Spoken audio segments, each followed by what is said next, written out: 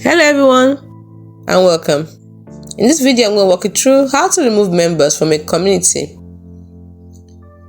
First of all, this actually isn't supported or available on the mobile app. It's only available on the desktop version of Tumblr. So to remove a member from a community, you need to use a web browser on your computer or Android device. Here's how you do it. First of all, step 1. Open the Tumblr website in your web browser and log into your account. Step 2. Go to the community from which you want to remove a member.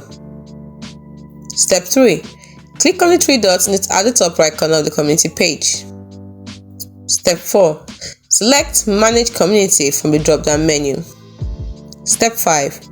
Find the member you want to remove in the list of members. Step 6. Click the Remove button next to their name. Step 7. Confirm your action by clicking Remove Again in the pop-up message. This will remove the selected member from the community. They will no longer be able to post or comment in the community, and their previous posts and comments will be removed. Hope you found the video helpful. If you did, do not forget to like, subscribe, and ring the notification bell. See you in the next video. Bye for now.